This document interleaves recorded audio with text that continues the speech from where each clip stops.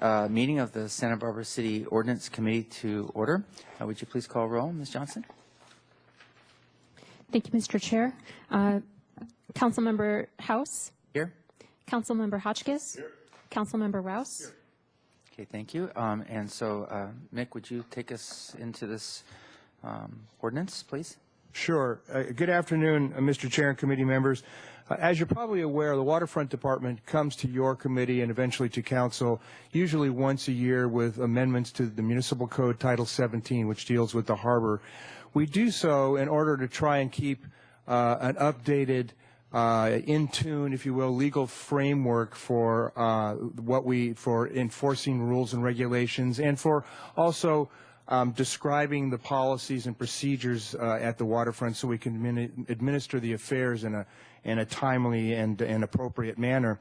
We usually come to you in the spring. Sarah Connect from the City Attorney's Office, who's with me here today, she and I work together on various possible amendments during the year we think are important, and we come to you in the spring. We're coming a little earlier this year. We may come again in the spring, but this year a couple issues popped up that we decided needed to be addressed sooner rather than later. They're not huge issues, but they need a little tweaking so that we have the legal framework within which we can operate. And also, besides enabling our officers to adequately and accurately enforce the law, it also helps our judges and sometimes juries. When the tighter and crisper and cleaner these ordinances are written, the easier it is for judges to understand. Sometimes they may not necessarily have a broad background in boating and what have you, and so some of the terminology and may be foreign to them. So as crisp and clear as we can make it, the better we can usually make our case in court if we do have an issue. So there are two issues here today, two amendments, ordinance amendments that I want to discuss with you. Please stop me at the end of one if you want to discuss it, or we can answer questions at the end of both of them. The first one has to do with Municipal Code Title 17-12-150, Operation of Vessels in the Harbor. This, of course, you know, our Harbor Patrol officers are boating safety officers, and one of the things they watch for in and around the harbor are speed being used by vessels going in and out of the harbor. We have a 5-mile-an-hour speed limit, and of course if somebody comes in hot, we want to be on top of that, because some folks just don't know and they come zooming into the harbor and it's a danger. And other folks may go really slowly, but they may push a wake regardless of how slow they go. That oil field crew boats, big fishing boats, big passenger carrying boats. And so the way the ordinance is currently written, if you notice, under 17-12-152, really any boat that pushes a wake of any kind is really technically in violation of the ordinance. And so what we wanted to do was we wanted to change the language in the ordinance to reflect the fact that if that wake damages docks or floating structures or vessels in the harbor, that's a citable offense.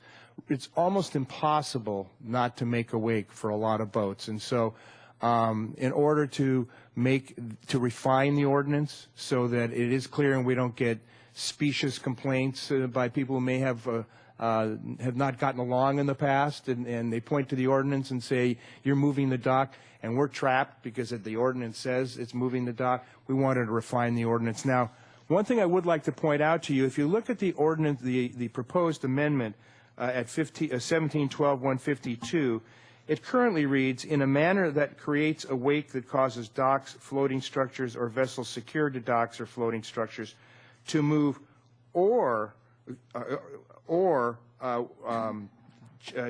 which threatens, safety or could cause damage to structures. That was a mistake on my part, and what it intends to read, and you have a copy of the revised in front of you, and what we would propose with your consent is that it be incorporated into the draft ordinance that goes to council, is in a manner that creates a wake causing docks, floating structures, or vessels secured to docks or floating structures to move in a way that threatens safety or damages floating structures or vessels. So it basically takes it and refines it from the broad concept to the more refined concept that you actually have to show some effect from the wake. So just to be, Question here. yeah, Mr. Hotchkiss. just to be clear, Sure. obviously docks are moving all the time. Yes, sir. So we're getting around that and just saying, no, it's got to be something that causes problems, real problems. Exactly. Great, thanks. Okay. Question, Mr. Croman, Sure. while you're there. Usually when you make a list like that, so it's unlawful for any person to operate a vessel within the harbor, and then you have a 1, 2, and a 3. The question is, I guess the word "or" is the operant piece at the end of 2, right? It's, in a sense, it's at the speed greater than 5, or, if you will, in a manner that creates a wake that could cause the docks and floating structures, et cetera. And then it says "or" fails to account. So, in fact, it could be any one of those 3 is the way that it's worded. Right, and that's what we're changing, Mr. Chair. We're changing the "or" to say that paragraph under 2, instead of reading what it currently reads, will read, in a manner that creates a wake causing docks, floating structures, or vessels secured to docks or floating structures to move in a way that threatens safety or damages floating structures or vessels. And then there's a semicolon, and it goes to 3. It says fails to account for visibility. The question is, it appears there needs to be a conjunction there to indicate that it's any one of the 3. If that's Correct. not there, it could That's seem correct, like it Mr. would Chair. have to be all 3. So which is it, I guess? It's any of the 3. So then the word "or" would be, maybe our counsel will help us, but the word "or" would follow the semicolon in your revised language. Yes, it would. Thank you. That's. Okay, great. Thank you for that catch. That's correct. So "or" would follow the word "vessels" in the revised language. Thank you. Were there any other questions on the first one?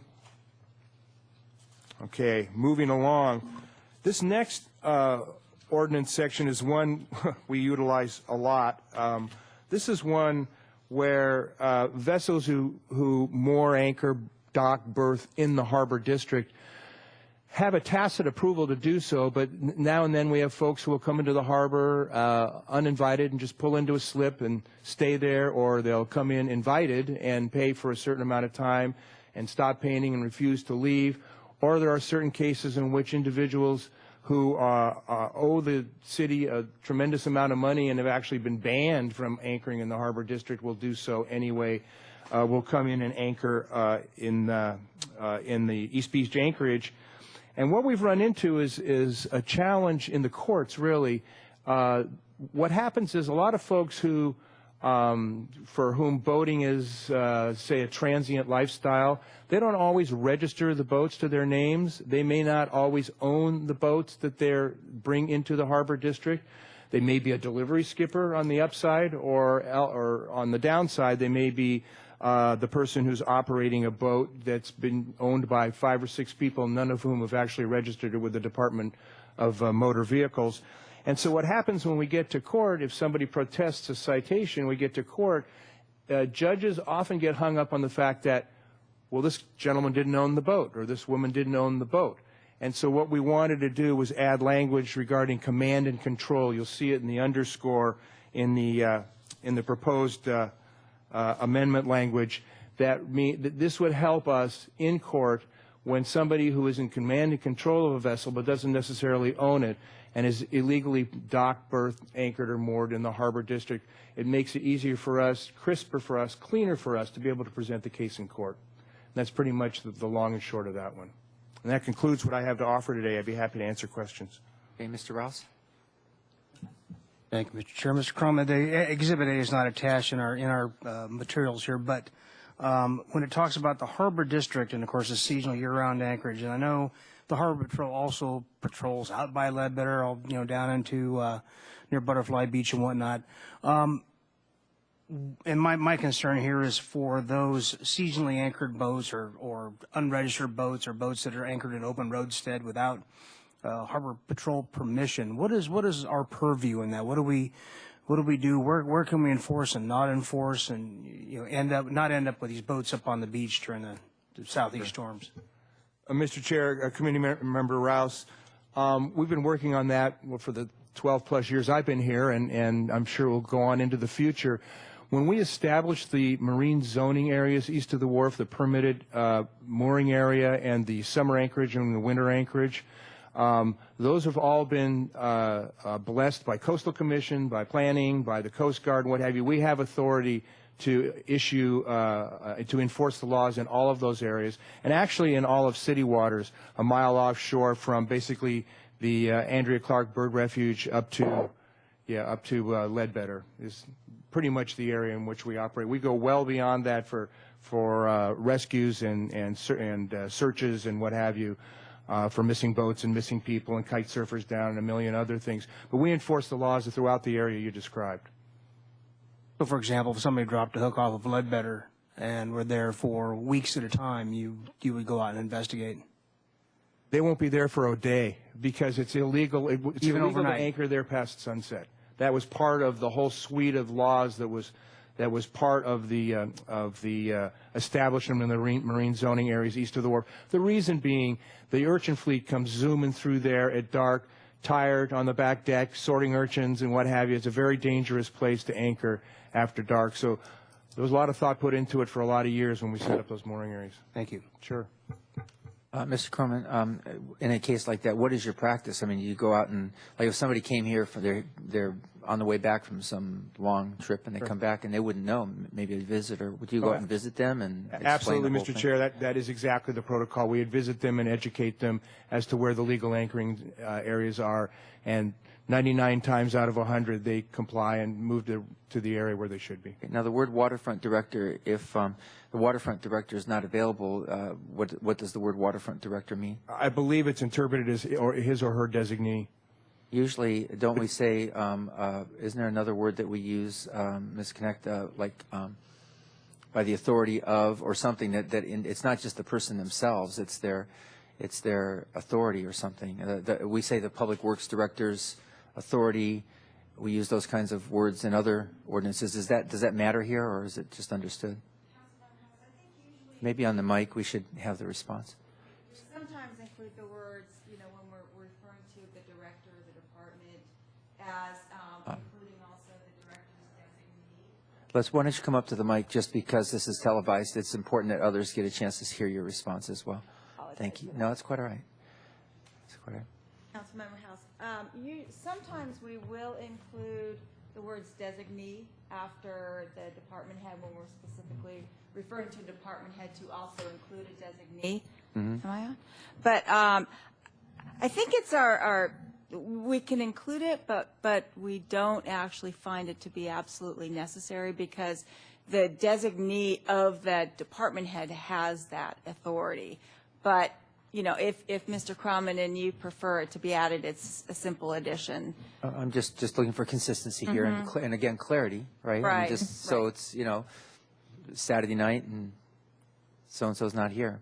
So anyways, perhaps you can help us with that language when we get to approving this. It would seem like or designee or something. Sure. And then command and control appears to be a construct. It's not command or control. It's command and control. That means something, the two together? Yes, basically, this means anybody driving the boat we assume to be in command and control. The person at the helm, the person who brought the boat into the harbor or the harbor district. I get it. So it's not just the owner some faraway place. It's the person who's actually running the vessel. Exactly. Got it. Very clear. And then on the previous item, the section 1, at the end of it, you have crossed out in the exceptions, the exception for public officers in the performance of their official duties or persons issued a special permit. It would seem to me that if there were an emergency and I don't know, it just seems like at least it certainly would make our emergency personnel vulnerable to, or the city vulnerable to, so maybe I missed that, but can you help me with that? Councilman House, that actually is still in there. Is it? This is just a function of this track changes when we show track changes to the code. If you go to page 2, you should see that B has been, it says B exceptions. Those two words, B and exceptions, are crossed out, but the sentence remains. Oh, got it. So we're still not applying this particular prohibition. Oh, I see. The to public cross out doesn't officers. go all the way through those other words. So still the section shall not apply to public officers and performance of their official duties, et cetera. It's still in there. Correct. Still All right. in. Thank you. Those are my questions. Yes, Mr. Hotchkiss. Thank you, sir. Not to wordsmith this to death, but under A, 17.12.150, it is unlawful for any person to operate a vessel within the harbor. Then 1, 2, and 3 should complete that sentence, but right now 3 doesn't, at least not grammatically. You can't say it is unlawful for any person to operate a vessel within the harbor fails to account for visibility. So you got to say something there. I don't know how you're going to say it, but you follow what I mean? You could say who fails to account for visibility or Yes, something? thank you very much for pointing that out. We could make that or fails or who, Well, it's just, whatever it is, or doesn't do it because to operate a vessel within the harbor or fails, I don't think, well, anyway, take a look at that and just clean it up if you could. Councilmember House, okay, but actually looking at the end of 2, there is an or which connects it to 3. Or in a manner that fails. I used That's the words it. That's- in a manner preferred in Or the in a previous manner one. that Yeah, Or in a that's manner got it. preferred, yeah. Good. I'm glad you're more creative than I am here. Thanks. Okay, we'll open up public comment. Is there anyone here who'd like to speak to us on this item today?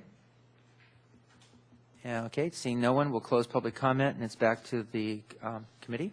Move that we pass. Second. With, may I say, is that with changes that we discussed? Let's go down them quickly. Yes. Adding the word "or" to the end of the revised language of item of number 2 under 1712-150, adding "in a manner that" in front of number 3, in a Yes. manner that fails. Yes. And then putting or designee or something like that. Right? You can help us with the specific language then when it comes through. Were there any other changes that we discussed? I think that was it. Just the change that Mr. Cronman recommended, this language here, secured to the docks or floating structures to move in a way that threatens safety or damages floating structures or vessels. Yes, the motion, if I understand it, includes the revised language that was handed to us today great. with the word "or" at the end of it. It does. Okay, seconder? I agree. Okay, all in favor, say aye. Aye. Good, we're done. Thank you very much, everybody. Anything else today? Want to talk about anything else? No. All right, we're all good, thanks.